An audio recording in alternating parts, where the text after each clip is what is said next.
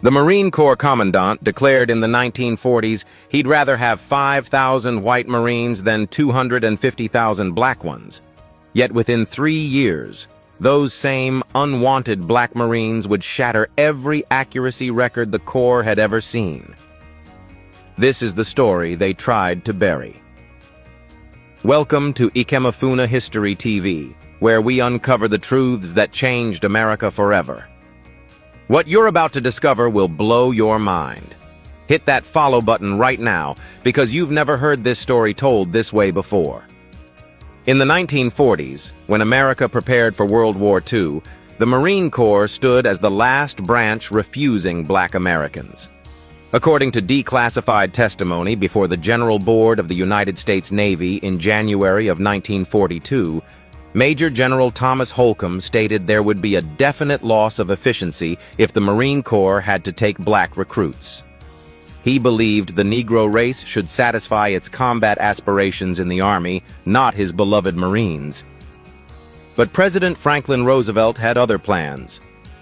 Executive Order 8802, signed on June 25th in the 1940s, forced every military branch, including the Marines, to open their doors. The Marine Corps complied, but with a twist. They built a segregated training camp on swampland in North Carolina, miles away from the main base at Camp Lejeune. They called it Montford Point. On August 26th in the 1940s, the first black recruits arrived. What they found was shocking. Prefabricated huts in mosquito-infested swamps, bears and snakes as neighbors, summer heat exceeding 100 degrees, winter cold dropping below 10, railroad tracks physically dividing them from white Marines. They couldn't even enter Camp Lejeune unless accompanied by a white Marine. But here's where it gets extraordinary. According to Marine Corps historical records, by January of 1943, Edgar R. Huff became the first black NCO. 1 month later, Gilbert H. Hashmark Johnson, a 19-year veteran of the Army and Navy, became the first black drill sergeant. Johnson earned his nickname from the service stripes on his sleeve, proof of his years serving a country that denied him basic rights. By May of 1943, all training at Montford Point was conducted by black drill instructors. Johnson and Huff became legends, known throughout the entire Marine Corps for their iron leadership and uncompromising standards. And then, something remarkable happened. The men of the 51st Defense Battalion didn't just meet expectations. According to National Archives records and Marine Corps historical documentation, they became the finest artillery gunners in the entire Marine Corps, shattering almost every accuracy record during training. Think about that. Men who weren't supposed to be there. Men training on inferior equipment in swampland. Men facing racism at every turn. They became the absolute best. But discrimination doesn't die easily. When deployed to the Pacific, the 51st and 52nd Defense Battalions were posted to outlying islands, far from major combat. The Marine Corps didn't trust them to fight. Yet history had other plans. On June 15th, in the 1940s, during the Battle of Saipan, black Marines saw combat for the first time. Private Kenneth Tibbs of the 20th Depot Company became the first black Marine killed in action. According to VA News historical accounts, Tibbs was struck down by artillery fire shortly after landing. His girlfriend back home was pregnant with their daughter, who was born 1 month after his death.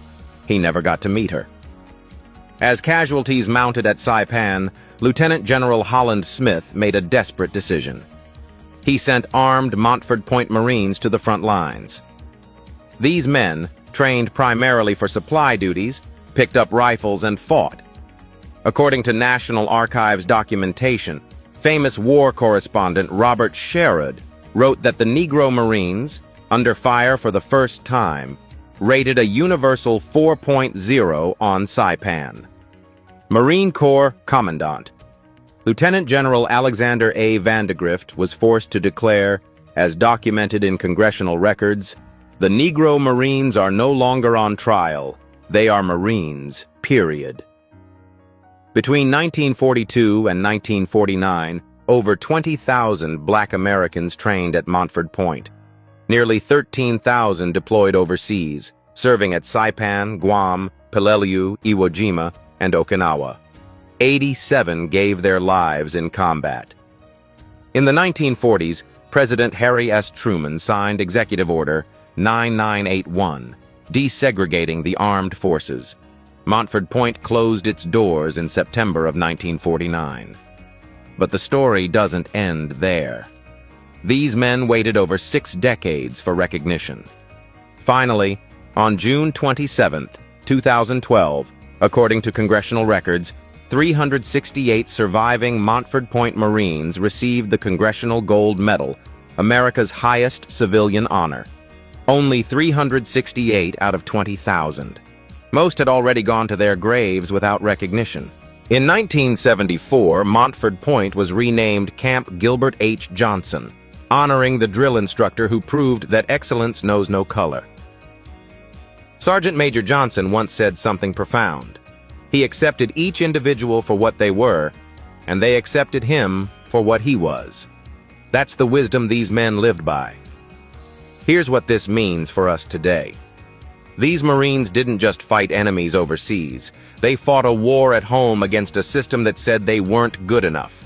And they won both battles. Not with anger, not with bitterness, but with excellence so undeniable that even their harshest critics had to acknowledge it. Now I want to hear from you. What strikes you most about the Montford Point Marines? Is it their perseverance, their excellence, or something else? Drop your thoughts in the comments below. And here's my question for you. If these men could break barriers with such dignity and determination in the face of impossible odds, what barriers in your own life are you ready to shatter?